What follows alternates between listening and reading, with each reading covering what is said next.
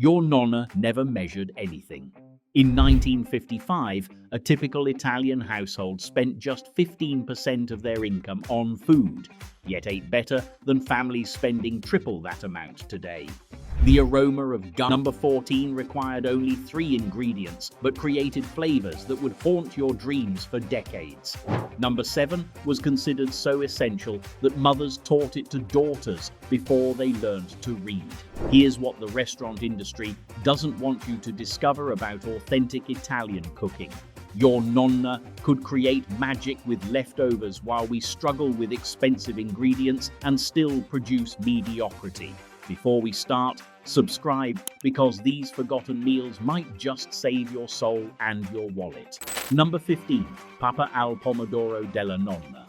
This wasn't merely soup, it was culinary alchemy. Stale bread soaked in tomato water, with basil torn by hand, never cut with metal that would bruise the delicate leaves. Olive oil drizzled until the surface glistened like morning dew.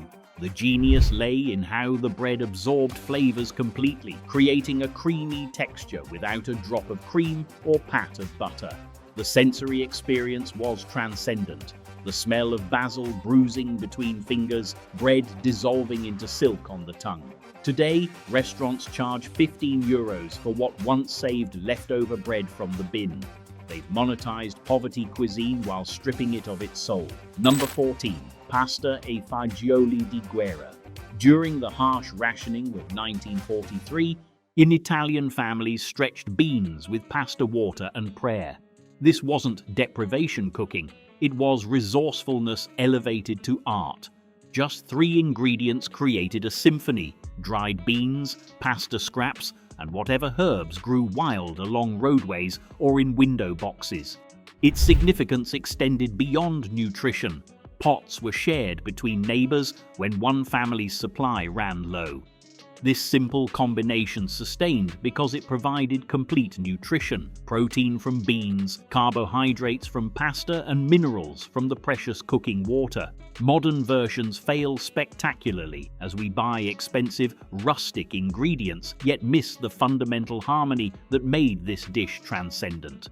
Number 13. Frittata di avanzi. Sunday's leftover vegetables became Monday's masterpiece in 1958 kitchens across Italy. Whatever remained from yesterday, roasted peppers, caramelized onions, even cheese rinds, found new purpose bound with just a few eggs. The technique required patience, cooked slowly in cast iron until the bottom set, then finished under flame, never rushed. The economic wisdom was staggering. 1 egg could stretch yesterday's scraps into a feast fit for unexpected guests. What we discard without thought, our nonnas transformed into family legends that children requested specifically. We've lost not just recipes, but an entire philosophy of resourcefulness. Number 12. Minestrone della povera. Everything edible entered the pot. Carrot tops, all parmesan rinds, celery leaves, herb stems. The genius lay in its seasonal adaptability. Spring brought wild greens from hillsides, autumn contributed squash and mushrooms, winter relied on preserved summer tomatoes. This wasn't just cooking, it was nutritional intelligence, extracting every vitamin from what others considered waste. Today, we bin ingredients that could feed families for days, then complain about our grocery bills. Number 11. Polenta con sugo di niente. Northern Italian families in 1954 performed magic by making sauce of nothing taste like everything. The economic reality was startling. Polenta cost 3 lire per kilo and fed 8 people generously, with leftovers for frying the next day. Modern restaurants betray this tradition with cream and butter, entirely missing the pure essence of corn transformed through patience and technique. Here's where things get interesting. The meals so far relied on transforming scraps into sustenance. But Italian nonnas understood something deeper, that limitation breeds creativity. When you have only 3 ingredients, each one must sing. When you have no money for meat, vegetables become the star. Modern Italian restaurants have forgotten this truth, drowning simple flavors in expensive additions that mask rather than enhance. Number 10. Spaghetti aglio olio e peperoncino perfetto. In 1960s Rome, where workers returning home past midnight created culinary perfection from pantry staples. This wasn't convenience food. It was a masterclass in technique. Garlic sliced paper thin, never pressed or minced, which would release bitter compounds. Oil heated to the exact temperature where it shimmered but didn't smoke. Timing was crucial. 30 seconds too long meant bitterness, 30 seconds too short meant rawness. Its cultural significance extended beyond flavor. It served as the ultimate test of true Italian cooking skill, with nowhere to hide mistakes. Modern interpretations fail by overcomplicating with additions, completely missing the transcendent simplicity that defined this midnight miracle. Number 9. Ribollita della settimana. Tuscan families in 1956 reboiled Thursday's soup into Friday's triumph, creating a dish that evolved throughout the week. This wasn't leftover management, it was flavor architecture. Each day added new dimensions. Beans formed the foundation, day-old bread provided body, vegetables contributed complexity, and time itself became the essential ingredient. Its brilliance lay in seasonal intelligence. Cavolo Nero in winter's cold months, fresh herbs when spring arrived, sun-ripened tomatoes during summer's abundance. The economic genius was undeniable. One pot fed a family for 3 days, improving with each passing hour. Well, no restaurant kitchen can replicate this evolution. The patience of generations created flavors that fast-paced commercial settings cannot fathom. Number 8. Pasta alla puttanesca originale. In 1940s Naples, working women created bold, unapologetic flavors from preserved ingredients that waited patiently in pantries. The technique held secrets. Anchovies dissolved completely, creating an umami foundation without fishiness. Its social context added depth, a quick meal between clients, bold flavors for bold women who defied convention. Modern restaurants sanitize this history, taming the wild intensity and missing entirely the rebellious spirit that gave birth to this magnificent creation. Number 7. Cacio e pepe della tradizione. Roman shepherds in the 1950s created silk from sheep's milk cheese and pasta water. This wasn't simplicity, it was the highest form of technical mastery. Pecorino aged exactly right, pasta cooked until the water became liquid starch, timing precise down to the second. The method demanded perfection. Cheese added off heat, tossed constantly to create a creamy emulsion that would break if rushed. Its cultural importance can't be overstated. Mothers taught daughters this technique before reading, considering it an essential life skill. Restaurant versions fail 90% of the time, proving that technique matters infinitely more than expensive ingredients or elaborate presentations. But number 6, Osso buco della domenica.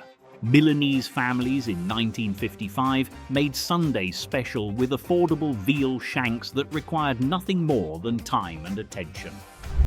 The gremolata finish, lemon zest, garlic and parsley cut through richness with brightness. The family ritual surrounding this dish created memories. Children fought playfully over marrow, adults savored wine-soaked meat that spoke of patience. What once fed entire families now costs individual fortunes in restaurants that can't replicate the emotional resonance of Sunday tables. Notice how these dishes required no recipes, no measurements, no written instructions. Italian nonnas cooked by sight, smell, sound and touch. They knew when garlic was perfectly golden by its sizzle. They felt when pasta water had enough starch by its texture. This wasn't primitive cooking, it was advanced cooking where all 5 senses guided every decision. Modern kitchens have replaced intuition with timers, tradition with trends. Number 5. Ragu della nonna eterna. Bologna families in 1953 understood that Sunday sauce required minimum 6 hours of simmering. No shortcuts, no compromises. This wasn't cooking, it was devotion. The foundation began with sofrito prepared properly, meat browned with patience until caramelized but never burned, tomatoes added last after flavors had developed fully. The time investment was considerable. Started before church, tended throughout the day, finished after evening prayers. Recipes weren't written down, but lived in hands, passed through observation rather than instruction. Modern jar sauces might claim authenticity, but miss completely the soul that only time and love can create. Number 4. Risotto della Pazienza. Northern Italian families in 1957 understood fundamentally that rice required devotion to transform from simple grain to transcendent experience. The method demanded discipline. Warm stock added ladle by ladle, stirring never stopped even when arms ached, timing dictated everything. Seasonal variations weren't marketing gimmicks, but necessities. Spring peas, autumn mushrooms, winter squash appeared when nature, not supermarkets, dictated the menu. The technical precision culminated in mantecatura, the final addition of butter and cheese, creating a velvet finish that commercial kitchens destroy by pre-cooking rice for convenience. Number 3. Brassato al Barolo della Festa, Piedmont. Celebrations in 1954 demanded wine-braised beef that spoke of occasions too important for compromise. This wasn't merely cooking with wine, it elevated both ingredients to something greater. 3 days marinating, 4 hours cooking, flavors melding completely. Reserved for weddings, christenings, and moments that marked life's passages, this dish represented celebration itself. Modern kitchens commit the cardinal sin of drinking expensive wine while cooking with cheap substitutes, missing entirely the fundamental principle that quality ingredients matter most when used simply. Number 2. Vitello Tonnato dell'Estate, Piedmont. Some veal poached with exquisite gentleness, tuna sauce emulsified painstakingly by hand until silken. Created specifically when summer heat made cooking unbearable, served chilled when coolness mattered most to overheated bodies. Elegant enough for important guests, yet economical enough for family, it represented perfect balance. Modern restaurants commit the unforgivable error of serving it warm, missing entirely the summer cooling purpose that gave birth to this magnificent creation. Number 1. Bollito Misto della Famiglia. Extended families in 1955 gathered around one massive pot that represented community itself. This wasn't just dinner, it was communion. 7 cuts of meat, each added with perfect timing based on cooking requirements. Tongue, beef cheek, chicken, veal, cotticino sausage, creating a symphony of textures. This Sunday ritual defined Italian family life, creating the stage where announcements were made, arguments resolved, and bonds strengthened. The economic wisdom was profound. Tough cuts became tender, bones enriched broth, nothing wasted. Modern families scattered across cities and countries have lost not just this dish, but the gathering it facilitated. Here's my challenge for you. Pick one dish from this list and attempt it this week. The papa al pomodoro takes 20 minutes. The aglio e olio requires only pantry staples. The frittata uses whatever sits forgotten in your fridge. Then come back and tell me what happened. Tell me if your kitchen smelled like childhood memories. Tell me if simple ingredients created complex emotions. Share which dish you're going to attempt in the comments. I want to know if the cacio e pepe gets more love than the puttanesca. I want to hear if anyone else's nonna made magic from nothing.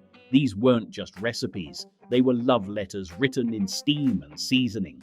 Your nonna didn't cook to impress food critics or Instagram followers.